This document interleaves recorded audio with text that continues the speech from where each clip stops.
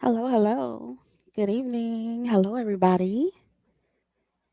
Thank you so much for joining me. So, I wanted to come and do another live hot topics with you guys. I promised you that I was going to come back on either yesterday or today. I tried to come on earlier, but y'all know the way my life is set up, I can never just do things early. It always has to be late at night. And it's not late, late, but it's a little later than what I wanted to.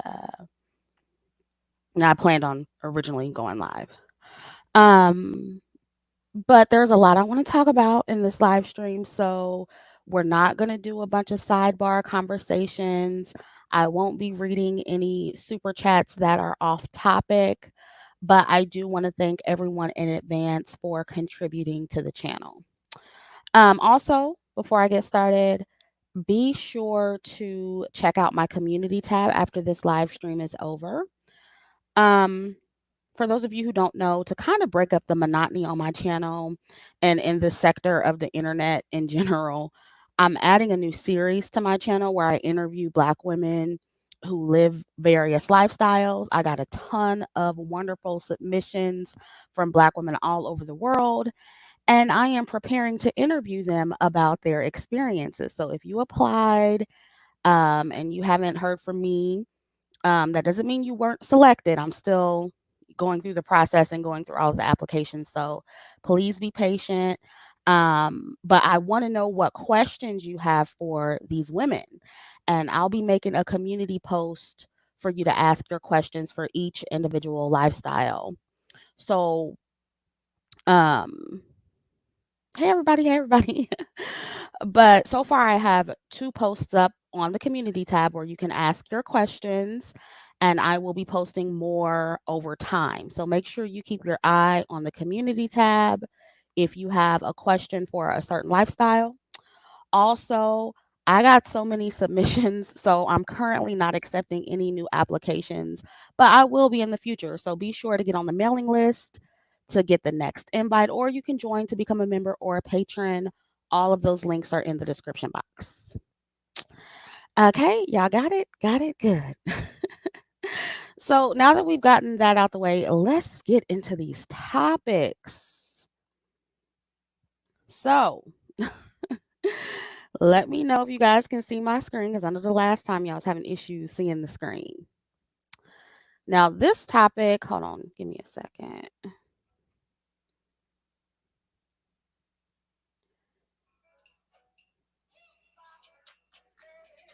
Hold on, real quick, y'all. Sorry. I'm trying to make sure. Can you guys see the screen? No, you can't because I can see what you see now. Okay. Let's see.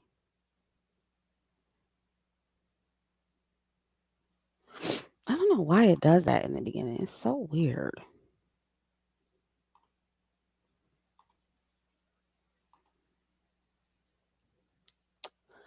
So weird. Give me a second, y'all.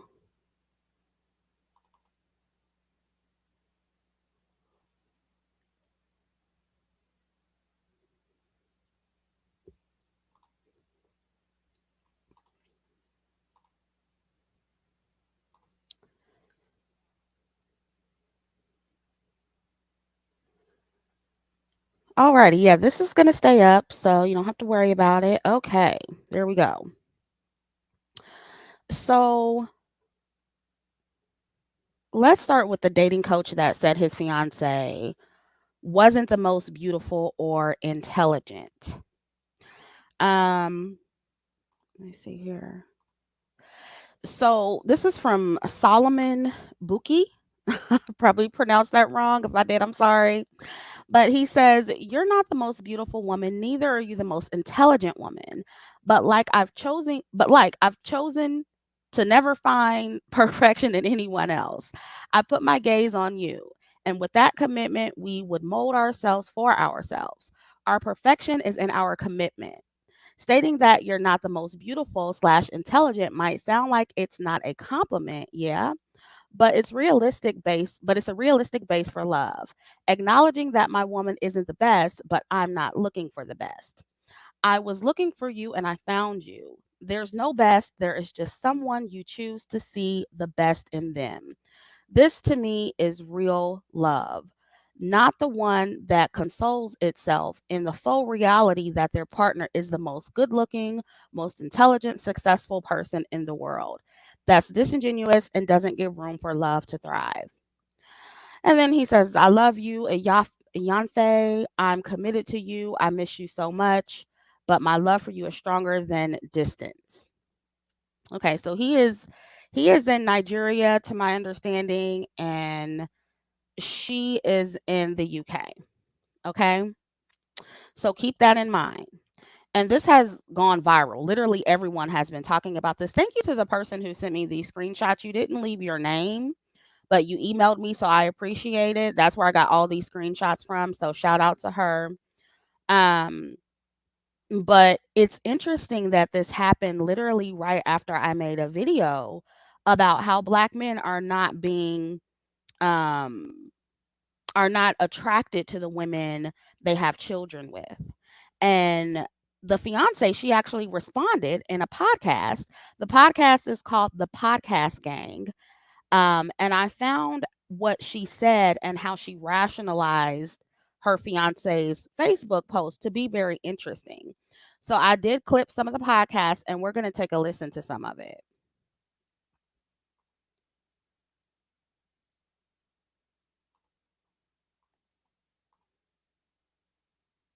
young couple.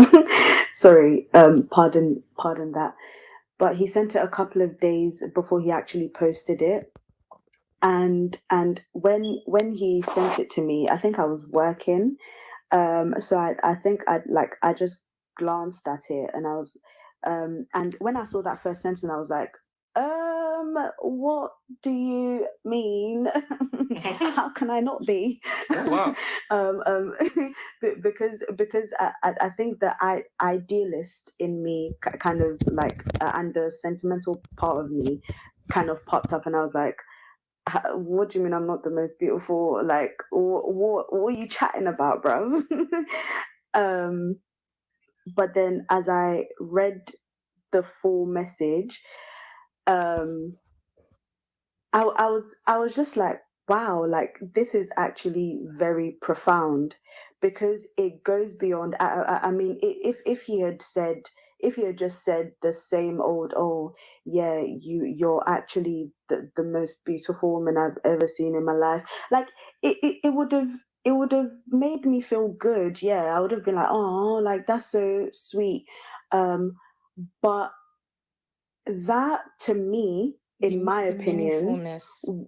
would have been, sorry, would you say, Abiola? I said the depth of the meaningfulness. Yes, exactly. Like that would have been very surface level and superficial. Like yes, it would have made me go, oh, I mean, but because for it one, that's a very popular line. Everybody says that, exactly, right? exactly. Like it's just the same old, same old. Okay, I have to stop here.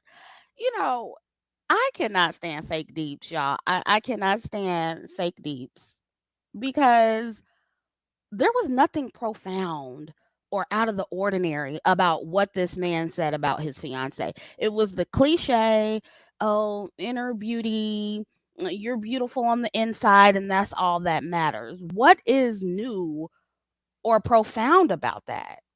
Can somebody answer that in the chat? What is new about that? This is nothing new. So I was like, oh, I thought it was very profound. What?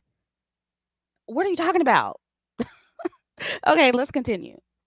But with the like reading the entirety of the message, that meant a lot to me, and I thought that was very profound and a very beautiful way of him expressing his love and commitment to me. But he has countless times Emphasis on countless. of literally countless, like affirmed me, complimented me, like hyped me. He is literally my biggest hype man in in every way. So with the non with that knowledge and with that with that kind of assurance, I guess, reading this message, I didn't take any offense to it at all. When everything went public, I mean, when not went public, when everything went viral, rather, and we actually had a conversation about it. Um, I told him that I actually that if I had known before he posted it, I would have asked him to edit, especially that first line. Not because I think there is anything inherently wrong with it. Him saying that I'm not the most beautiful or the most intelligent is not him invalidating my beauty or my intelligence in any way. Like, it's literally a statement of Deep. fact. And the thing is, I saw so many takes like, Okay, so she says that him saying that she isn't the most beautiful or intelligent is a statement, a fact, and it doesn't invalidate her beauty, right? She's like, it's just realistic. That's just what it is. And listen, I always talk about how it's very healthy, at least I think it's very healthy, to have a realistic view of how others perceive you and your beauty. Most people are average. So I don't think it's a bad thing for a person to acknowledge, hey, you know what? I'm average. My husband or wife is average. We're not supermodels, but we love each other and we find each other to be beautiful. That's not the issue here. You being realistic and knowing where you how you are perceived physically is not the issue here. The problem here is that it was out of place. What he did was out of place. Most people are couples that I've heard say that, or say that, oh, well, my husband is not the most attractive, or I wasn't attracted to him originally, or something like that. It's generally said in private. It's like kitchen table conversation. They don't publicly post it on their Facebook for the world to see because they have common sense and they know how most people will take it. And also because they have respect for their partner, right? And why would anybody want to even risk embarrassing their partner like that or making them feel less than to other people who don't know their full situation? So it's not that, the realism is an issue. It's the way in which he expressed it that makes him suspect. Okay. It's almost like he's trying to convince himself and other men, right, that it's okay that he doesn't have a baddie because they have quote unquote real love. It's almost like he's telling other men, y'all know, I know she's not a trophy, you know what I'm saying? But it's her inner beauty that counts. And I say that because men, and black men especially, we have to take note of this is a black man here, right? They care a lot about what other men think about the woman that they have on their arm. And I'm not saying that it's just black men, but it's really bad with them, okay? um because they're really obsessed with their perceived value and their status, how they look to the world and all this stuff, right? And they know the woman that they're with reflects their perceived value. And for those black men who are trying to be men of a higher caliber, which I suspect this guy is, he's one of these wannabe dating coaches, right? They understand that a certain look comes with that, and it's usually a light, bright, or white woman, or a woman who is unambiguous, right? So that's the issue here. It's just the way that he did it. It was out of place. Somebody in the chat said that um just him saying, "Oh, she's not perfect, but I love her anyway," would have done just fine. Like, why do you have to go into this extensive detail? Oh, she's not the most beautiful, she's not the most intelligent. Like, he's like really going hard on that, almost as if he's trying to convince himself. And that's the issue here. So let's continue. oh, who is like, Yeah, and she is stuttering really bad. I don't know if she's just nervous or she's trying to convince herself. I don't know what's going on here, but yeah, she's stuttering really bad. he he's he wasn't even comparing me to anybody.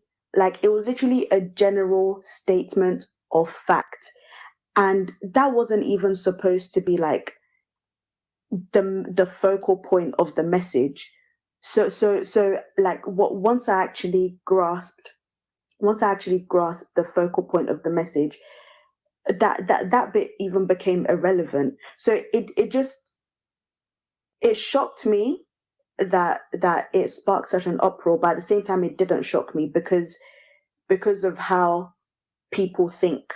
To a large extent, it Mm. depends on the idealist versus realist. Me, I'm a realist, so I don't want anybody telling me that I'm the most intelligent. Just tell me you are so intelligent. That is fine, because I'm not the most intelligent. So They really thought I was a And see, this is to me, this just sounds like typical black women settling. Like, oh, just tell I'm a realist. Just tell me you don't have to tell me I'm the most intelligent because I'm not. It's just like trying to rationalize men not really being that into you like that. You know what I'm saying? Like, is it just me? Like, am I reaching here? Because it's like we really do be going through the greatest lengths to just make this shit okay. And it's disturbing to me.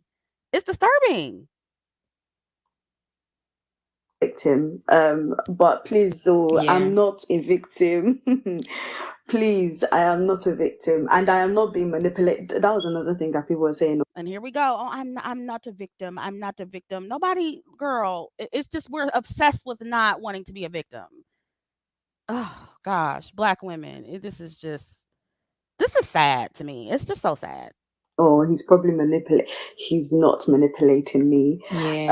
But yeah, let me dispel some of these myths. So, number one, I do not have a PhD. I just have a BSc in actuarial science, and I am working towards my professional qualifications to become a fellow of the Institute and Faculty of Actuaries. Um, the second one that I heard was he's trying to use me to jackpot, or he's trying to use me for papers. God, he is not. Full stop. I don't know. She didn't sound too convinced when she said that. She just kind of laughed it off, and she's like, "He is not." He's like, "Are you sure? Are you sure he is not? Because girl, you don't sound too sure yourself." Like, before Solomon met me, he already had plans to actually leave Nigeria. He's not using me for papers. He has other means. Um, he has plenty other means and other opportunities to come to the UK.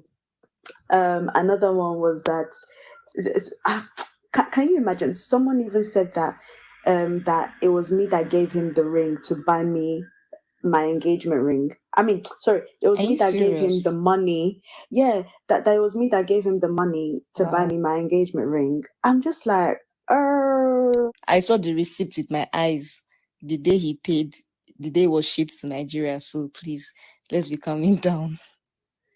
yes, exactly. And he's doing very well for himself just because, like, he's not in a 9 to 5 like I am, doesn't mean he's not making his own money. Sounds like a red flag. Like, he is very, very comfortable, very well off, and doing very well for himself. Um, and there was another one that people said that really got on my nerves. They tried to knock my ring. Listen, my ring is beautiful. Like, this is just me nitpicking, but my ring is buff. Okay, like, because people were saying, oh, it's so small, oh, it's so like it's tiny, blah blah blah, get you a man that will. And I'm saying, doing it in an American accent, because it was mainly the Americans that actually tried to knock my ring, like, get you a man that can get you a bigger rock. And I'm just like, um, sometimes less is more, okay? Like, the thing is, he actually got me exactly what I wanted. You see how she's stuttering? Girl, do you believe what you're saying?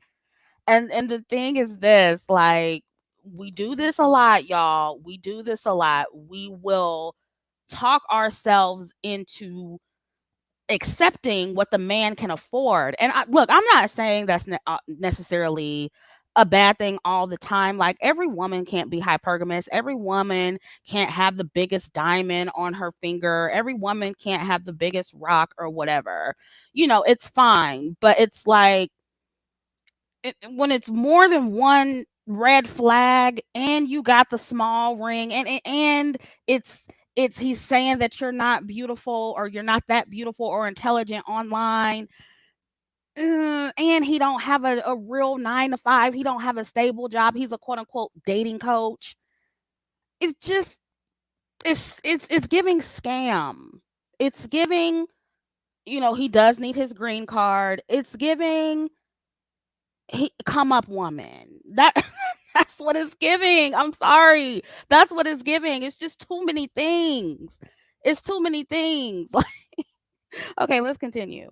I don't know. I think I've said this before, but I didn't want that whole big diamond look. Like, I just didn't want it. I wanted something just dainty, elegant, and classy. And that's exactly what I got. But anyway, other things that they said was that he's marrying up. I'm just like that, and that came from the whole he's broke and all of that, using me for papers, and the fact that he's a HND, or with the fact that he's a HND holder.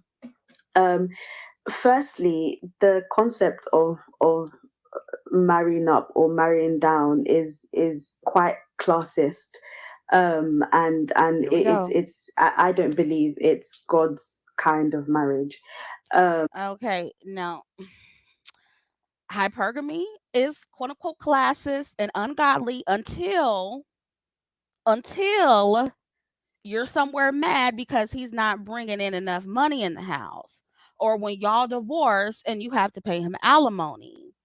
Then you're going to be wishing you were classist and you married someone with more money. And look, she said he has money, but he doesn't work a 9 to 5, and he's a dating coach. And I'm sorry, but that's giving pickup artist. That's giving, he needs a come up woman. And if he's a dating coach, he probably knows exactly what to say. Because those are, those pickup artists, they know how to swindle women and say all the right things. And unless he's a psychologist or a therapist or something, I don't see how his current occupation is sustainable, especially if he's moving to a different country. Maybe you guys know something that I don't know about this man, but it just looks to me that he knows how to sweet talk women and say all the right things, all of the right fake deep quotes, about agape love. She mentioned that in here too. And all this Christianity stuff, all of this, godly righteousness stuff. And she fell for it. And I just hope for her sake that I'm wrong. Okay. From, I hope, for her sake that I'm wrong. Let's continue. um, Mm. and I mean, obviously, I know everyone listening to this podcast may not be Christian, but we are Christian. And ma- so I believe, right, that marriage was created by God for companionship, right? And also, most especially, to actually typify like the covenantal love, and that agape love, right? And that type of marriage, or that type of love, is not, it's not based on quantifiable values or quantifiable features, Metrics. right? Thank God bless you, Abiola. Yes, quantify. Hey, English, Hey, or put that down. quantifiable metrics. I think. Baby girl can't even talk. But somebody said, Matisse said, Paris Milan pulled up old tweets from him. He bragged about wanting a wealthy woman. See, whoever sent me this didn't send me that, or if she did, I didn't see that one. And see, that's a red flag then. That's the red flag. If he's making old tweets about wanting a wealthy woman, come on, y'all. Like I said, it's too many things.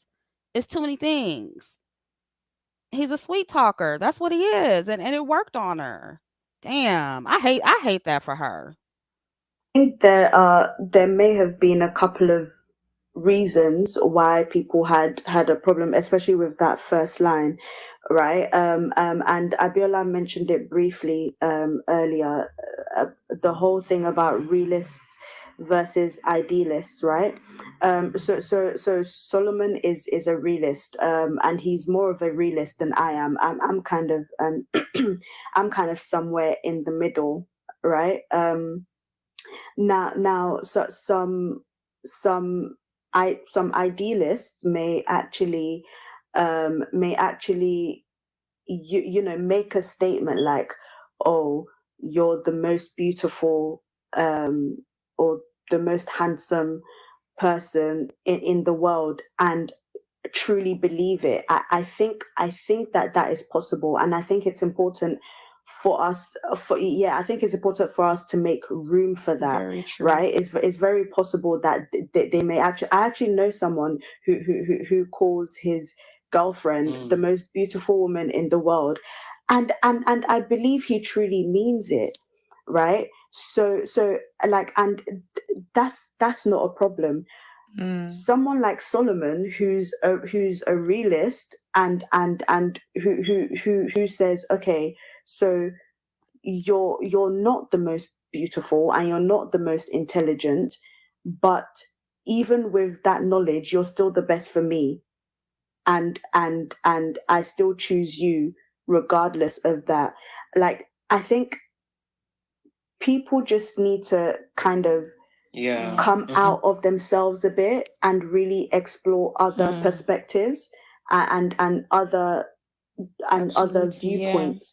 Now, Yeah. outside of people who are idealists and people who are realists, I think that some people also reacted very strongly Mm, to that first statement yeah.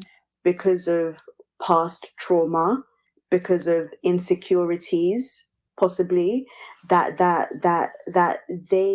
they felt about themselves, and that that that um that statement triggered in them. Now for me personally, right?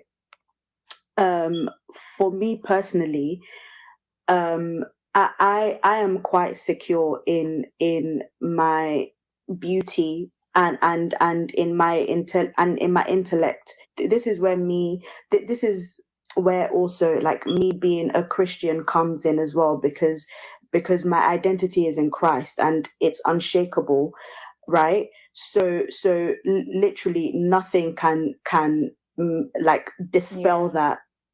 um, so the fact that I'm very secure in myself, I'm very comfortable in my own skin. I wasn't, even though it shocked me, I wasn't threatened by it, because I know that I'm very, very beautiful, and I know that I am very, very intelligent. So yeah, I just wanted to say that as well, and I think I would just implore people, especially people who reacted so strongly to it, to actually reflect and look inward, and really question why, like why they reacted so strongly to it and why it was such a trigger point for them. Okay, so that was everything I screen recorded. It was pretty long, so I didn't add any everything in there. But if go watch the podcast if you want to hear the whole thing.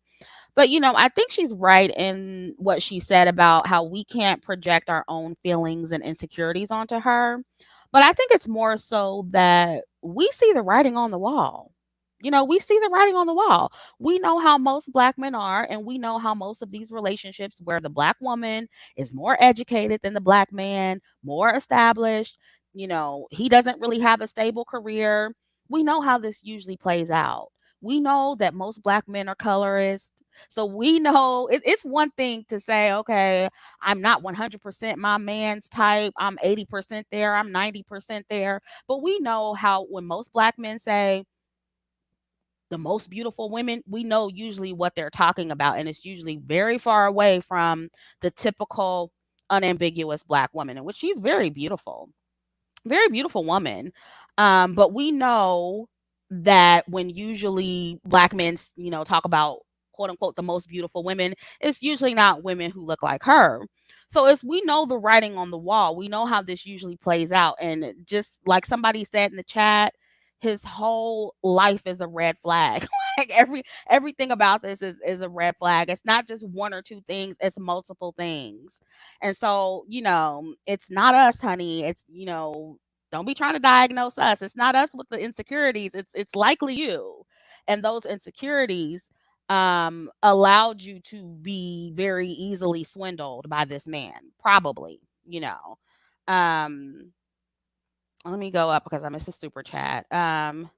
Themis says he was trying to humble you, which is sad. People just wanted you to know, but good luck if your identity is in Christ. Yeah, right?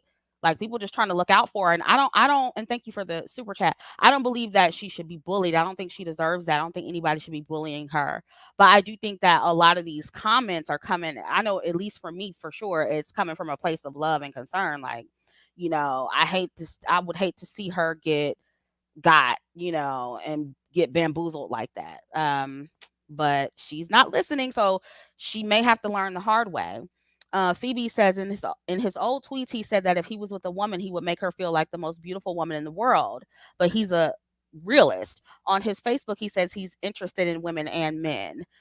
Oh, so he's bisexual too. Okay. Well, look, I mean, that's neither here nor there. If she, look, some women date bisexual men. I'm not here to judge. I would just be concerned if he likes men more than women and where that would leave her, you know? So that's just another added thing. And it's like, personally, I wouldn't deal with it. Personally, I wouldn't deal with it.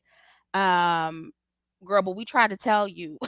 we should, we tried. So I guess that's all we can do, right? So best of luck to her. I hope it works out. I really do. I hope that for her sake, I hope that we're all wrong. So, yeah, let's move on to the next topic here. So, this is the black father on Facebook who mocked his daughter's skin tone. So, this is Daquan, and as you can see with the caption here, it says, "So let's move on to the black or I'm sorry. I got to keep my baby out of the sun." Sorry, I was looking at something else. But he said, "I got to keep my baby out of the sun." Look at her skin, just the cutest little chubby baby. Oh my goodness. But this is just another example of black women having children by colorist men. And I don't know, but I'm assuming that the mother of his children is dark skinned. Does anybody know if the mother is dark skinned? I mean, I don't know because I didn't look that into it that far. I'm just gonna be honest with you. Y'all send me stuff. Sometimes I go into this deep dive and I research, but sometimes I don't. But he's dark skinned, so I'm assuming that that she is too. I don't know. But and y'all love to say I'm making shit up when I say that black men can still very much be colorists and pursue dark skinned women and have dark skinned babies with them. I keep telling y'all that. And y'all want to argue with me. You want to say, oh, well, if he chooses a dark skinned woman, then he's not colorist. That's not always true. And at this point, I don't know why you're still giving men like this access to your womb and you're blessing them with children because they don't deserve them.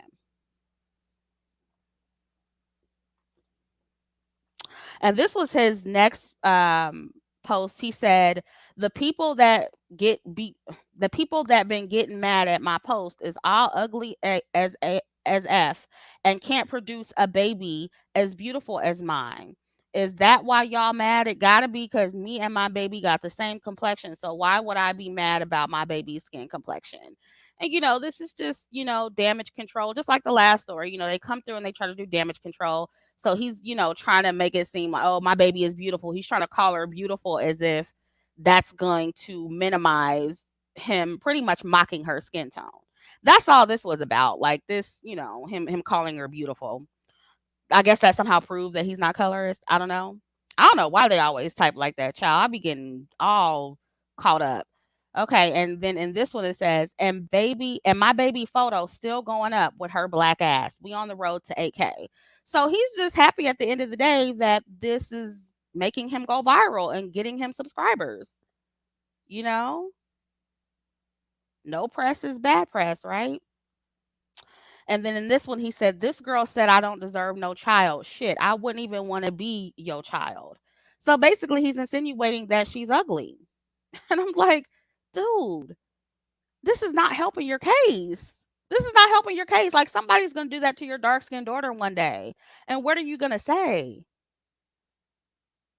And then in the comments, of course, they were talking about how ugly she was and all this stuff. And it's like, I just it's like this made it worse. It proved to everybody that yeah, you're likely colorist.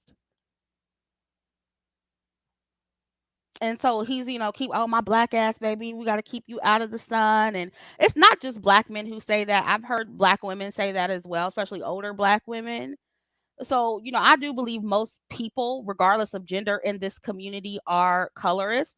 But notice how people always say, "Oh, it's the it's the women. The women are more colorist than the men." I don't know. I think it's equal. I know it's equal, and I think that black men are more colorist. I really do, and they are overly concerned with how dark their children are and their texture of hair. Let me go up because I missed the super chat. Soul Food Gamer says, "I'm a male and I've been in a personality relationship before. It's cruel to bring up a person that is not your type, let alone in public. That's what's embarrassing." And he plays on the fact that she is mainly a brain. She needs to heal and be proud of herself. Yeah, thank you for the super chat. And then Simply Bree says, "This was absolutely disgusting." And you had black women in the comments co-signing what he said and saying the baby was too dark. Yeah, you're always gonna find black women who are co-signing these colorist men. Oh my god, the trolls are in the chat today, huh? So yeah, I just recommend black women, like if they show any sign of colorism, I mean any sign, any little bitty sign of colorism, texturism, featureism, do not have babies with them. Cut them off immediately.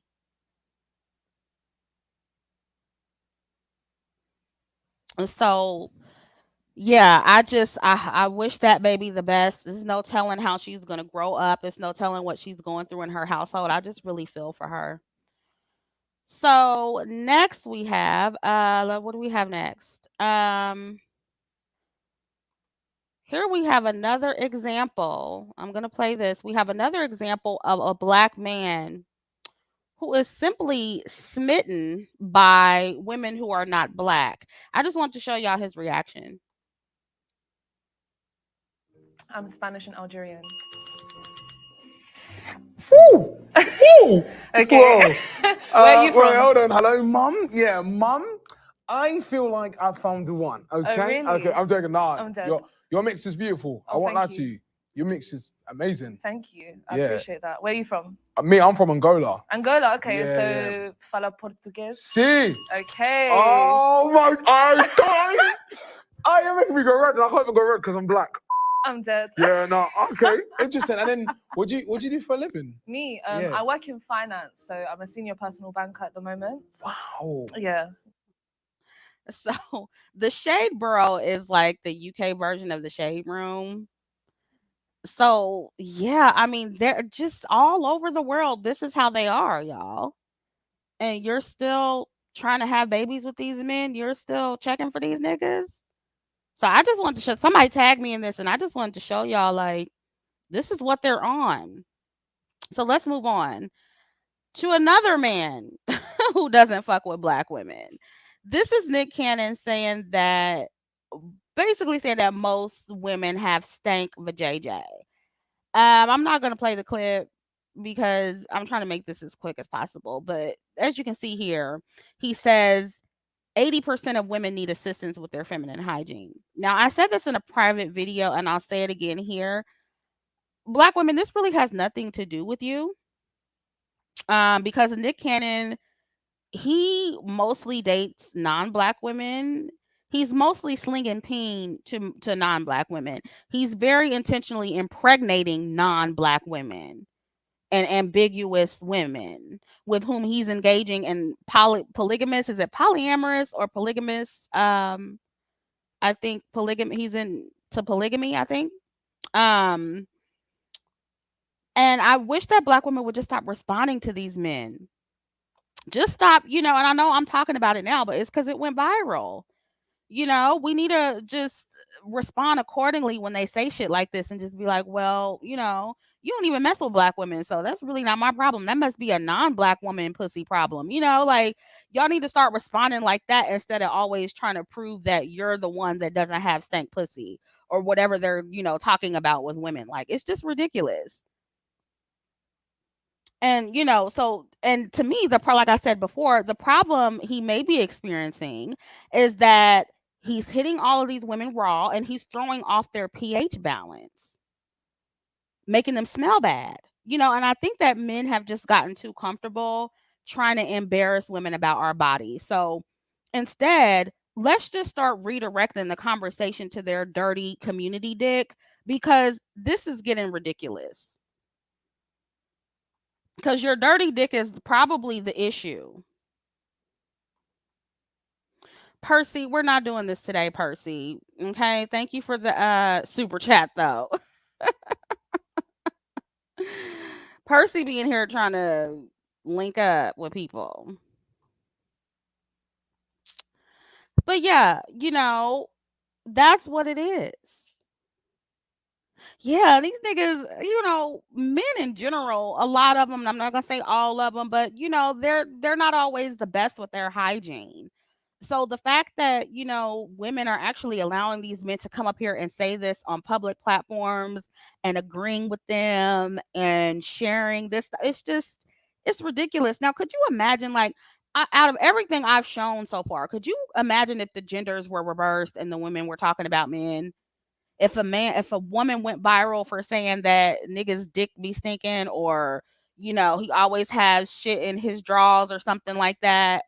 Or if a woman went viral for saying that, oh, her man is not the most attractive, he doesn't have the most money, but he's this, that, and the third. Like, well, I don't know. Black men may actually like that because they like hypogamous struggle love black women. So they might actually like that. So I don't know. But for the most part, they wouldn't tolerate this kind of stuff coming from women. But we just tolerate it coming from them. Okay, Percy says he'll be back, ladies. Child, I can't. Yeah, so anyway, let's move on. What do we have next? We have TD Jakes next. TD Jakes, and this was sent to me a while back. This is kind of an old story, but I wanted to talk about it. And he did a sermon on independent black women, and let's hear what he has to say. If Adam had not allowed Eve to pour into him, sin would have never come into the world. Sin came into the world because Adam broke the order. We were not designed to receive from women. Your self-esteem is compromised when you have to ask your wife for lunch money. I'm not saying you got to be rich. I'm not saying you got to be famous. I'm saying that you have got to be the one who pours in, not the one who takes out. When Adam started eating out of his wife's hand, sin came in because the divine order was broken. This breaks all sociological order of the culture we're living in now, because we are raising up women to be men.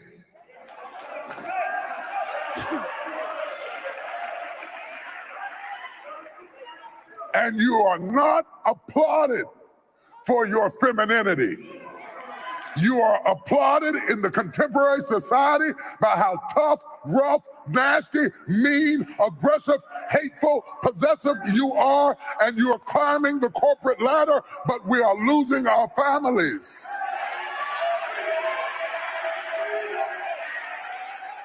I know you can buy your own car. I know you can buy your own house. But until you create a need that I can pour into, I have no place in your life.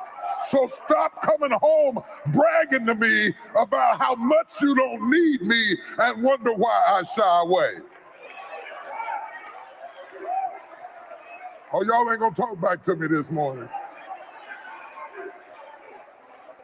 The conversation has become, let's prove to the men how dispensable they are. And it is born out of pain because we hurt you and betrayed you and lied to you and cheated to you. And you became like you became out of pain. Oh, Lord. I told you they wasn't going to like this, Jesus. Wow. And I had to find the entire clip because the viral video just starts out with him calling black women mean and aggressive and masculine. And I find it interesting how the first and last part where he was addressing what the men need to do was cut off. Did y'all notice that? Like in all of the viral clips, the beginning was not there. Did y'all notice that? So whoever clipped it, and I feel this was done on purpose, not only to trigger black women, but to avoid accountability for black men. Because if the first part of the video is what had went viral, I'm quite sure black men would have taken a little bit more of an issue with it. And they would have started arguing about how they don't need to provide and they don't feel emasculated if the woman pays and all this stuff, right? But see, this is the internet. We don't actually do our due diligence and search for the information ourselves, and I'm guilty of that too. I don't always search for everything, right? Now, when it comes to what he said, though, y'all know I do adhere to traditional gender roles and I date traditionally masculine men who make significantly more money than me, who don't mind footing the bill. And I prefer to take the traditionally feminine role in the relationship. It's always been very natural for me to do that and the most comfortable for me to do that. I don't feel forced or restricted. I've never felt like I had no agency in my relationships. That's me. That's how I feel comfortable. I can't speak for other women. I am most attracted to traditionally masculine men, so I agree with his idea of gender roles. However, my issue with men like TD Jakes and other men who are like this is how they don't spend enough time on black men not only just not fulfilling their role as traditionally masculine men, but having no real desire to do so. Right? Because let's just be honest here, black men don't want to be traditional. Most of them don't, right? But while they don't want to be traditional, they're online, especially being very entitled, demanding traditionally feminine women when they're not traditional men. And if you want black women to be more traditionally oriented, instead of preaching sermons and taking, black women's independent corporate job money that makes them all rough, tough, and mean and masculine, how about you talk more about how black men encourage black women to be masculine and how black men praise us for being independent and ride or die chicks, and how black men are online shaming black women for wanting provider men. Because, one minute, black men are really confusing. One minute they want these trad wives, the next they want Wakandan warriors. It just depends on the situation, right? They want, one minute is, oh, we want you to be a traditional housewife, and the next minute it's what do you bring to the table? And then when you actually bring something to the table, they're like, oh, that's too much, right? But I mean, didn't Kevin Samuels even say that men are the prize? They want to be spoiled. Women should buy them gifts and this, that, and the third. You got to pay the bills. I mean, sometimes Kevin said it and sometimes he didn't, right? But most men of the manosphere, they like, hey, most women got to work these days. Y'all gotta bring something to the table. So it's like black men, they want it both ways. And so when I listen to this kind of stuff, I'm like, how about TD Jakes start doing black manhood boot camps for black men. How about that instead of this? The same thing with these manosphere men. Men like Kevin Samuels, Cam Newton, all the rest of them. Instead of doing actual manhood training and actual manhood activities, they're online talking about hair weave and whether or not a black woman is average at best. That's what they're online talking about. And see, that's why to me, it's not much difference between TD Jakes and somebody like Kevin Samuels, because all they do is talk. That's all they do. They talk about manhood, talk about traditionalism. There's no action to actually back it up. Traditional men are action oriented. They act more than they talk. And anybody who's dated high value men or high earning men, you know that. They don't have a lot of time for a lot of talking. These men on here doing all this talking, they're not actually doing anything. And I think TD Jakes, I think he's definitely going to start, because a lot of people are comparing him to Kevin Samuels and the Manosphere. They're like, oh, TD Jakes he's about to start sounding like the Manosphere. He's going to try to become the next Kevin Samuels. And I was like, he just might. I think he will start incorporating more Manosphere talking points in his sermons so he can keep talking to get black women's money, because black women, we be flocking. We flock to these men who drag other black women. That's how Kevin Samuels got to over 1 million followers. So, hey, he's doing what's going to work. And somebody in the chat just pointed out that why I keep having, like, what is going on? Somebody in the chat pointed out that most of the people in the audience you heard were black women clapping and like, yeah, say that, right? So it's like, if we are the ones keeping these churches afloat, we're the ones in the audience,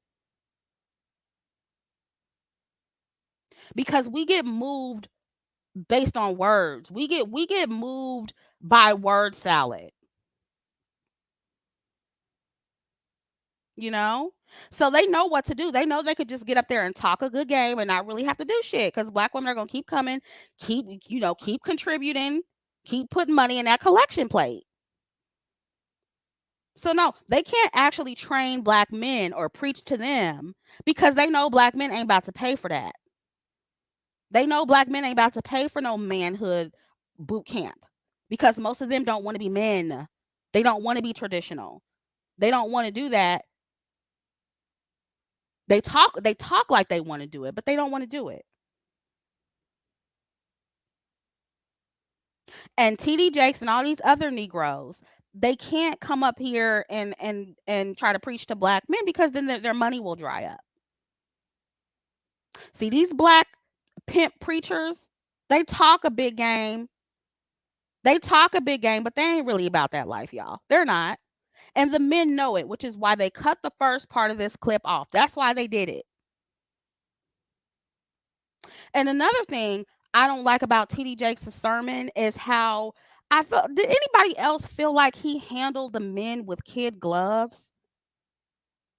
Notice how when he talked about the men, what did he say? He said, "You're not designed to receive from a woman. Your self-esteem is compromised when you have." Let's listen to it one more time. I just want to hear that one part, because I forget what he said. If Adam had not allowed Eve to pour into him, sin would have never come into the world.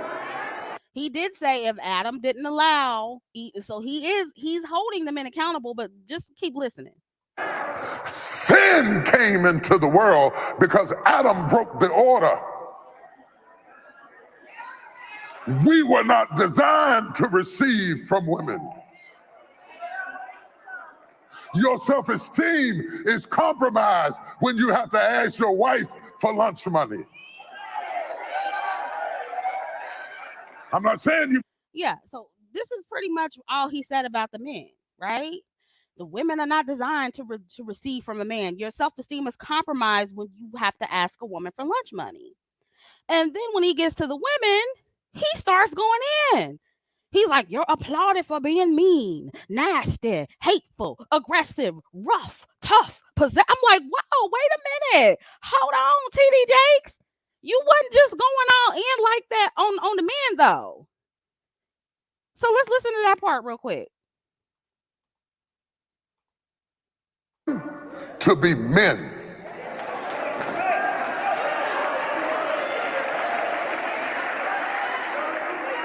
And you are not applauded for your femininity.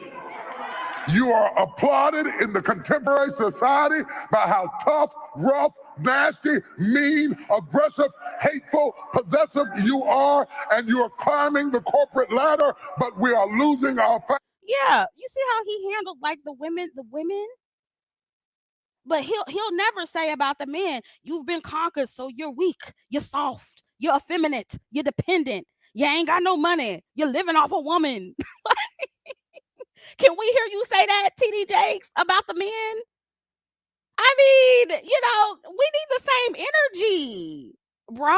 Like, can we get the same energy that you have for the women? You know what I'm saying? It's like, because that would be the equivalent, y'all. If he was to say y'all been weak, conquered, or whatever, like that's the equivalent to what he said about women. The adjectives, the descriptors were completely different for women. Completely different. The energy was totally different. And see, that's where these men lose me. It's like, even if I agree with some of what they say, it's like, don't half-ass it when it comes to describing how men contribute to the role reversal. Have that same energy. But that just goes to show you that they will always they will get up here and paint this facade of fair and balancedness, but in reality they're much more, yeah, they do stay on code, exactly. In reality they're much more critical and harsh on Black women, and then they wonder why we get so defensive. And then notice when he described how Black women were behaving like men, notice the terms that he used: mean, nasty, hateful. So he's basically saying that's how men behave, right? So he's telling on himself. He's describing how men behave.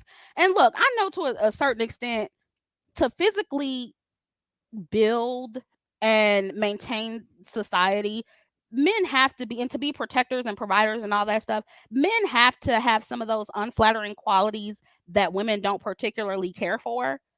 But men, and especially Black men, they are very hateful and nasty. And the problem is they're hateful, nasty, entitled, and non-traditional, and still expecting Black women to follow this quote unquote divine order. You know? And so it's like, you got to pick a struggle. Like, if you're going to be, and I'm not saying that money gives you a right to be mean and nasty and hateful all the time or anything like that, but to protect, to go into fight mode, to protect your family, sometimes you do have to be mean, aggressive, tough, rough, nasty, masculine, whatever he said, nasty, all that shit. You got to be all of that, right? Sometimes. Okay? So I'm not trying to completely strip men of that. Don't get me wrong, because you need to be that way sometimes, right? But you can't be that and be entitled and be dusty and be asking for 50-50 and, be this fake traditional man up here talking about how you want a woman to have this and that and be submissive, and you not really doing shit. You're not bringing shit to the table. That's when I have a problem. So let's talk about this next clip. And this is from another preacher. This is, what is our, okay, Bishop Henry something. I don't know his last name. Y'all can put it in the chat, right? And this also highlights the problem with these faux traditional, faux masculine Black men. So let's listen to what he says here. And thanks to the person who sent me this.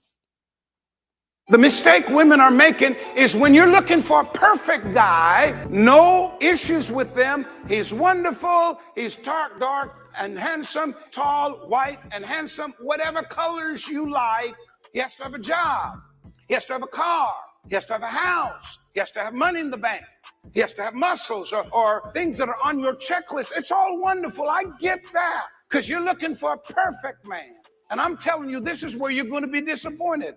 Because, ladies, you don't really want a man to come in your life who's already great. That's very dangerous. Because when the man is already great, he has everything. He doesn't need you. That's why he will abuse you.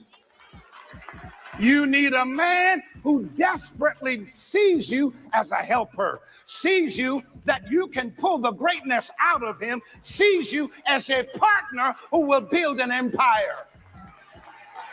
That's the kind of man you want. So we go from TD Jakes talking about how the man needs to run the show and pay the bills to this Negro here talking about how Black women need to build up a man. Okay. Now, I agree that most women won't meet a man that checks off every box on the checklist. I've talked about that before. But the whole thing he said about men who come into your life with everything will abuse you because they don't need you, that is struggle, dusty babble. And this is what these preachers are spreading to Black women. These preachers are encouraging Black women to engage in struggle love. This is what TD Jakes is not saying. These are the messages that we're getting that turn us into these rough, tough, masculine, mean, nasty, aggressive. That's how we turn into that. Because you want a Betty the Builder. That's why. So, two church dudes, two preachers, conflicting, opposing messages, right? This shit is confusing. This is why Black women are confused. And we know this is not true because we see Black women getting abused by men who don't have shit. Those are the ones who abuse Black women the most, the ones that don't have shit. So what do you mean if he has everything, he will abuse you? What? What are you talking about? Here this man is encouraging a congregation of Black women to get men who see them as helpers and builders. But then these men wonder why Black women are so rough, tough, and masculine. Because y'all niggas want fighters. You want warriors. You want Betty the Builders. You want Wakandan warriors. And when you get that, then all of a sudden we're too masculine. You need to make up your minds. This is why you can't listen to 99% of what Black men say. If they say one thing, do the opposite because, like, none of it makes sense. And this is the reason Black women are all out here confused. And women like, what's the girl's name from Martin that came up there talking about how can we stop emasculating Black men? This is where you get shit like that from. Yeah, listen. You need a man who really want a man to come in your life who's all. The mistake women are making is when you're looking for a perfect guy, no issues with them. He's wonderful. He's dark and handsome, tall, white and handsome, whatever colors you like. He has to have a job. He has to have a car. He has to have a house. Car, house, job. Nigga, that's the basics. Of course he has to have that. What the hell is going on here? This is how Black women end up with dusties. This is how. He has to have money in the bank. He has to have muscles. Yeah, money in the bank to take care of a family. Or things that are on your checklist. It's all wonderful. I get that. Because you're looking for a perfect man. And I'm telling you, this is where you're going to be disappointed. Because, ladies, you don't really want a man to come in your life who's already great. That's very dangerous. Because when the man is already great, he has everything. He doesn't need you. That's why he will abuse you. See, and I'm not even, look, we know that with, money and power, men can use that to manipulate and abuse. But that is what should be said. Not that you should just avoid those men altogether. No, the message should be vet all men. And if he's abusive, leave him alone. Abusive men come in every tax bracket. They come in every socioeconomic class. You need a man who desperately sees you as a helper, sees you that you can pull the greatness out of him, sees you as a partner who will build an empire. That's the kind of man you want. Yeah. And so, again, these Negroes want ride or die Betty the Builders. That's what they want. Yeah, Tashina Arnold, that's her name, out here talking about how we need to stop, or what did she ask? She asked how we can stop emasculating black men. And the reason why you get women who are all confused like that is because there's so many mixed messages out here coming from black men. Black men assist in their own emasculation. They create emasculating music, talking about how they want their women to be independent and how she, Independent. Webby, he made a whole song about it. What's the other one? Neo, he Miss Independent. They want independent women until those women become, a little bit too masculine for them. Then all of a sudden they don't want them anymore. They create movies, other entertainment where they praise independent black women, where they promote ride or die, struggle love, baby boy. That's a great example of one of those type of movies. Their favorite form of comedy is dressing up like black women.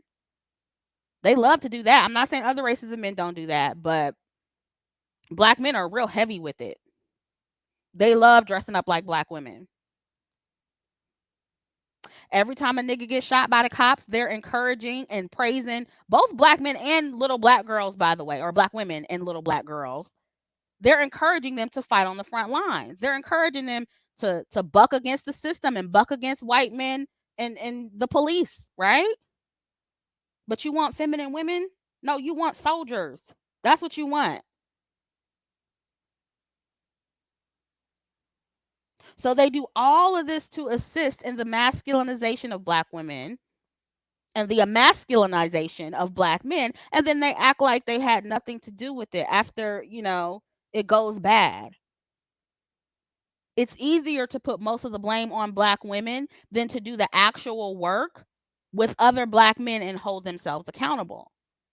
All this talk that black men are doing about black women emasculating them and refusing to submit, it's being weaponized against black women, and it's being used to manipulate us, because the traditional black man, by and large, does not exist, y'all. He does not exist. It's a fallacy. And it's not up to women to teach men and little black boys how to be traditionally masculine. That's up to the men.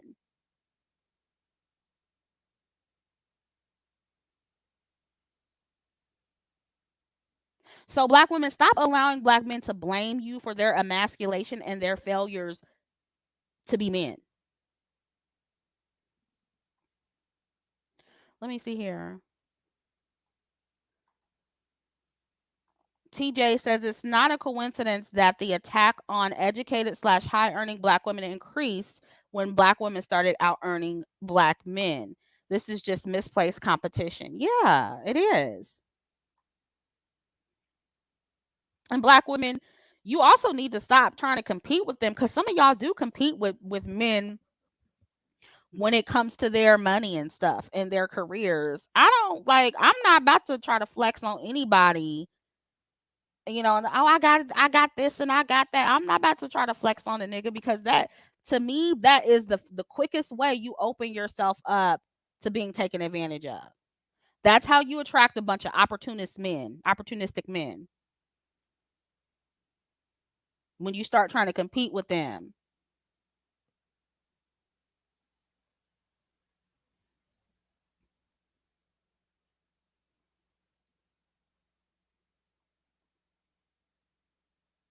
So, and stop agreeing to these role reversed relationships that, black men present to you, because it rarely ever ends well. Stop giving it to the gold digger shaming tactics. Explore your options with traditionally masculine men.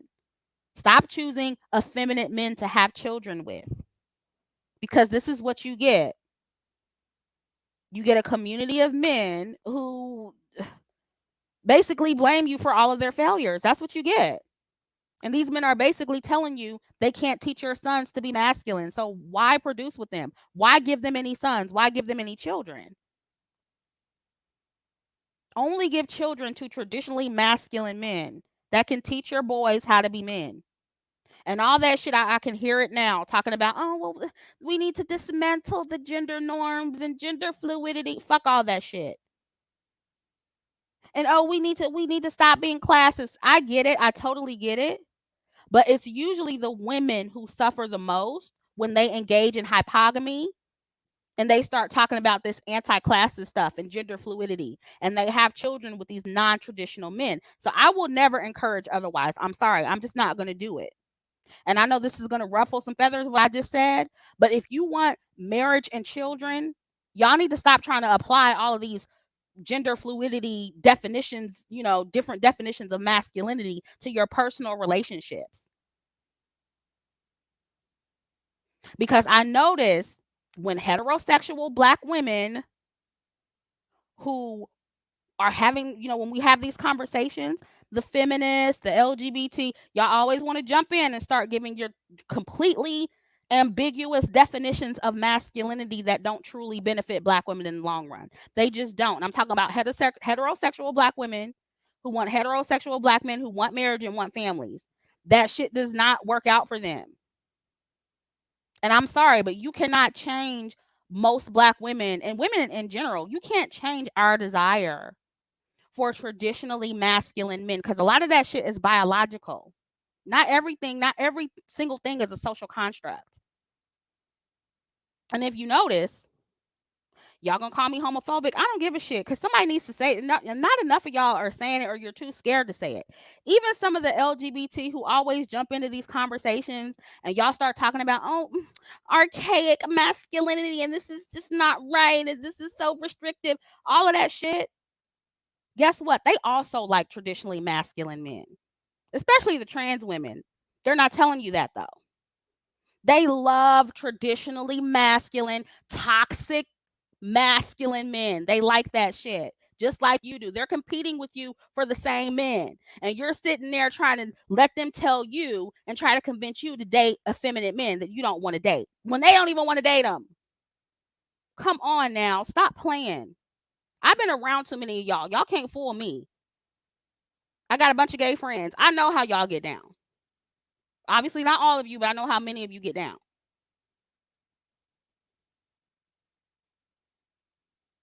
So please don't let them fool you or try to gaslight you into wanting feminine men or, gender fluid men. Many of them don't even want them.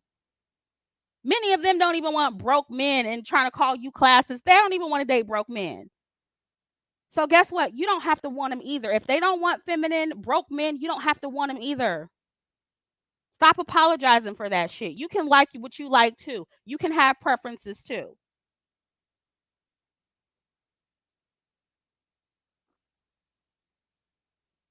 Ooh, I probably triggered the hell out of somebody, didn't I? You mad? I don't care. Somebody needs to say it. Okay.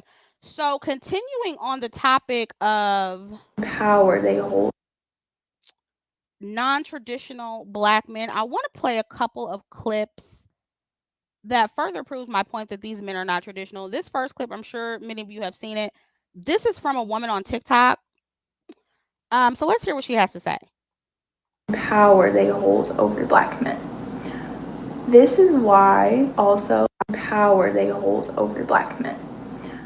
This is why also white women can still be racist and be with Black men. And be like conservative white women will be like married to a Black man. And this is why white women love their Black sons and hate their Black daughters. Black sons give you access to the patriarchy. They give you power, whereas Black daughters don't. White women love Black men because of the power dynamic, because white women have never had any power over men in their lives.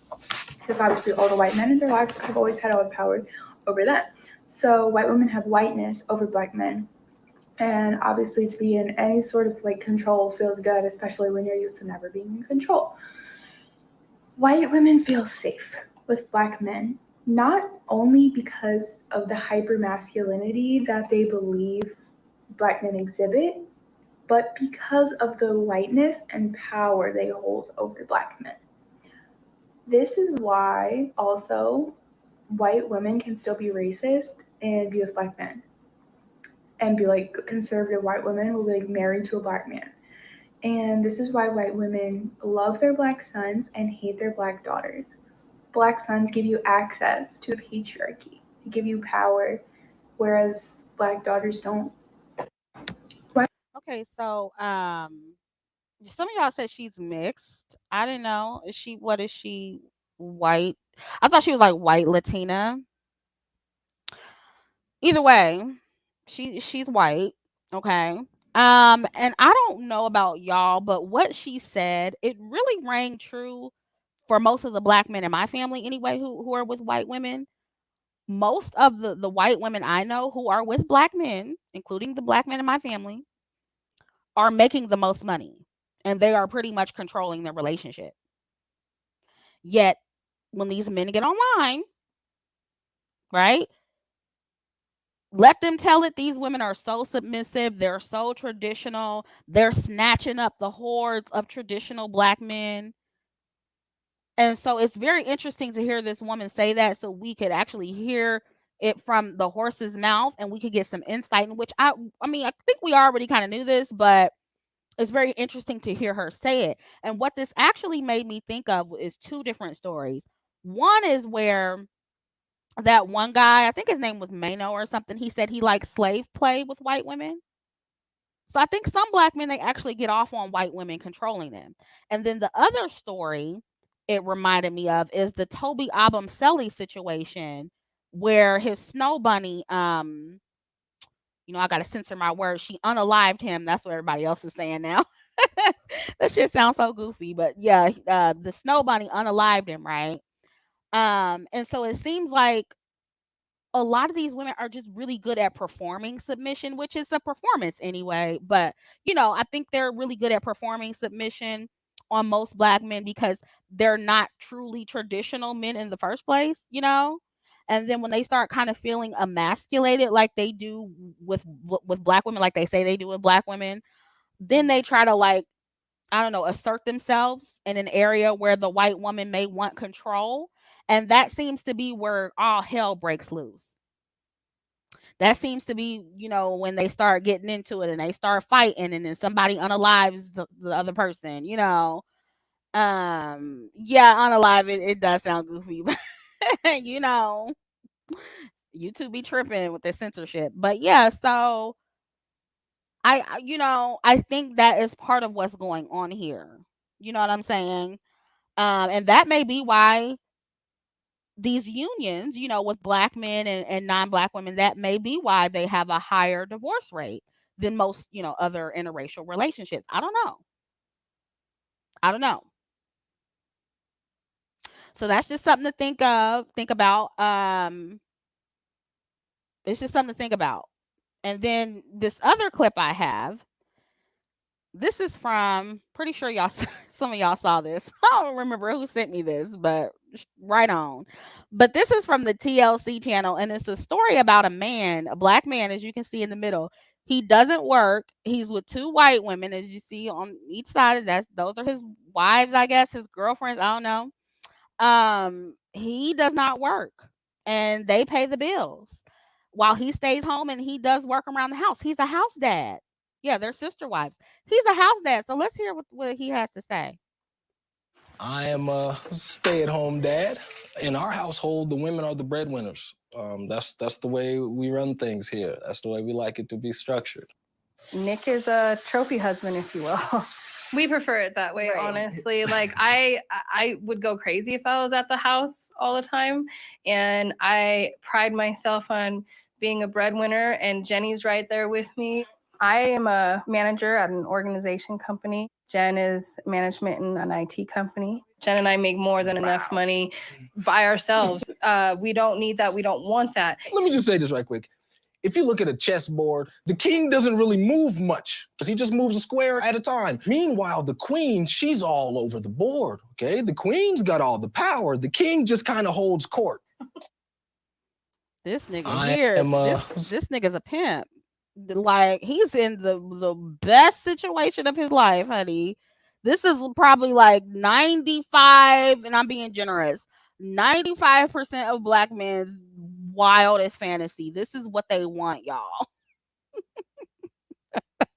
But they're somewhere talking about how they're so traditional.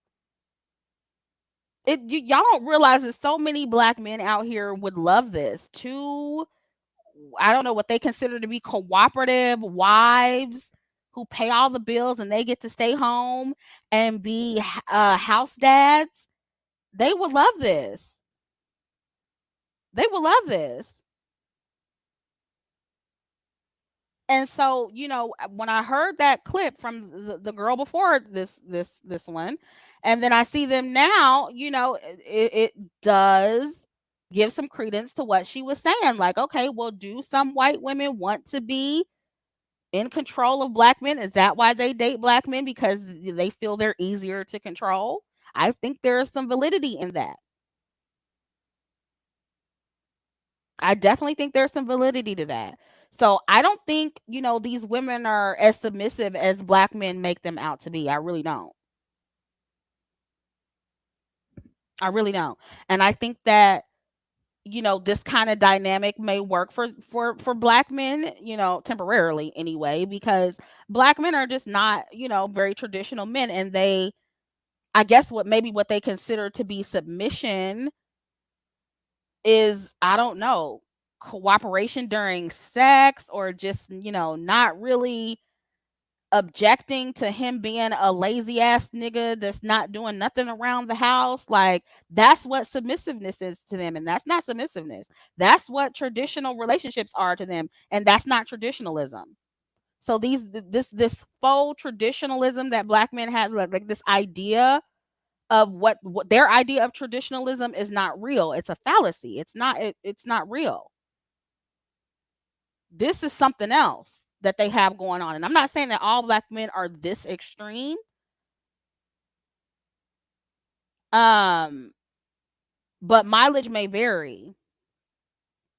Mileage may vary. And then if you actually go to this video, y'all, look in the comment section and see who is in the comment section praising this man and encouraging him. And, oh, well, I mean, if it works for them, who am I to judge? I mean, shit. That's it. That's his life. You know what I'm saying? Like, if it worked for him, then it's cool. They they love this shit. They love it. I should have screenshot some of those comments so I could show y'all, but it's one under there that has a lot of likes, and that's exactly what that dude was saying. He was like, I mean, shit, if it worked for them, then shoot. I'm telling you, it's like, I was like, wow. But then, you listen to the Manosphere, and they'll have you thinking that, I don't know, 99% of black men are just these, traditional men that can't find cooperative women, that can't find enough feminine traditional women. Whatever. You're lying. You're lying. The true traditionalist, if you even want to use that word, I mean, what is traditional now? It's so different now. But like, if you even want to use that word, like, the true traditionalists in the community are in a minority. They're the extreme minority of the black community, both genders. So, like, we're not going to sit here and act like all of these, there's all of these, just this massive hordes and armies of traditional black men that just can't find good, wholesome, submissive women. Y'all niggas are lying. You're lying, and you need to stop.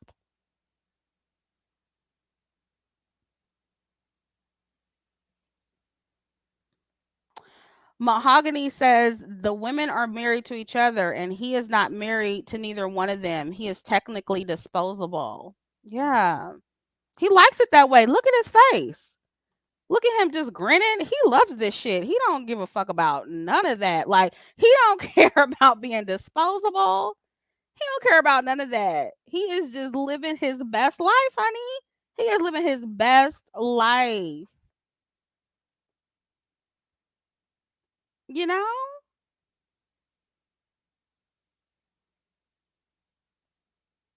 So, what can you do?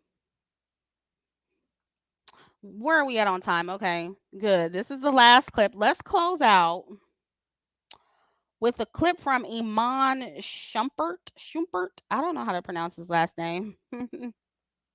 Now, this clip, for obvious reasons, didn't go viral like the TD Jakes clips. But let's listen to what Iman had to say. Listen, a nigga with money don't want you to listen. I'm gonna give this out to all women worldwide. Niggas with money don't want you paying no. We don't care for you to do that. We not coming to get you for no bread. If you do that and you get your own bread on the side, we gonna clap our hands for it. We gonna smile about it. We gonna be proud of it. We don't need you to do it. That's the advantage of picking us. We don't want you for that. We want to honestly. Oh man, I cut off the part where Listen, a nigga with money don't. Dang, I cut off the part where this dude right here, he was like Iman was trying to like basically get him to co-sign what he was saying, and this dude right here was like, "Speak for yourself, not me, not me. Speak for yourself." So it's like he couldn't even get a co-sign from this dude right here. So that just lets you know how rare this mentality is in this community. Like this clip didn't go viral. This did. Where was this? Like, where was this at? And then when I saw it on a couple of the sites, like, of course, the black men were in the comment section talking about some. I mean, out. What was one comment I saw? Dang, I should have screenshot. But basically, the overall consensus from the men was, oh well, the times we living in, women have to pay bills, and I don't mind my women paying bills, and all this stuff. So it's like, they want 50-50, a 50-50 relationship dynamic. They don't want a traditional relationship dynamic, y'all. Those days are gone. And my thing is this, right? That's why I said we need to call it something else. It needs to be another word for traditional. I don't know, maybe modern traditionalist, whatever they call it. I feel like if we're in, the economy is the way it is, we're headed toward another recession, whatever. And if most people have to work and you're in relationships where the women have to work, then stop saying that you want traditional relationships. Stop saying that then. Stop saying that, you just want women to come home and take care of the house and you'll take care of the, like, stop lying about it. Contemporary, yeah. Contemporary relationships. Yeah, this is Tiana Taylor's husband, so he's married to a black woman, got some black babies, So good for Tiana. Like, I'm just happy she has a man with the right orientation.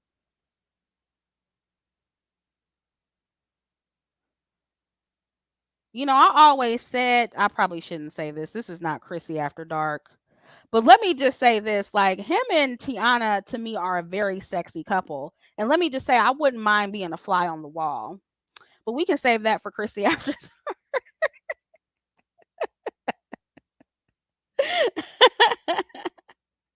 Yeah, they have a very beautiful family. Yeah, this is definitely like unicorn. I feel like this is like 0.5% of black men. I don't even want to give a 1%, bitch. 0.5%. Because, and again, this is not popular, but you see how that TD Jakes clip spread like wildfire. And then they cut off the beginning where he was holding black men accountable. Somebody said, I wish they had a OnlyFans. I'm done. Y'all are hilarious. I might pay to watch. Listen, I told y'all, I've subscribed to a couple of OnlyFans, but really it's just like to support people that I knew that was on there. Anyway, this is not Chrissy After Dark. It's whatever. But yeah, bottom line is the point of this stream is that these niggas are faux traditionalists. Stop allowing them to lie to you. Okay? How Iman was talking, that is how traditionally masculine, high earning men speak. All this other shit is faux traditional, faux masculinity, faux high value babble. And you need to treat it as such and not take it as seriously. All right. So it's been an hour and a half. I've been on here long enough. This will stay up. Catch the replay if you need to. This went pretty long. I may chop it up and make like a shorter video to post about the whole traditional thing, because I know a lot of people don't watch the whole live stream or whatever. So I may do that, but this was fun. Thank you guys for joining me. Look, I'm gonna assign some more mods because I'm not even gonna go off. I'm not even gonna go off, but y'all need to stop trolling because you're gonna get blocked. Yeah, I'm gonna leave it up. So love you guys. Thank you for joining me. New content coming soon. Catch you in the next one. Bye.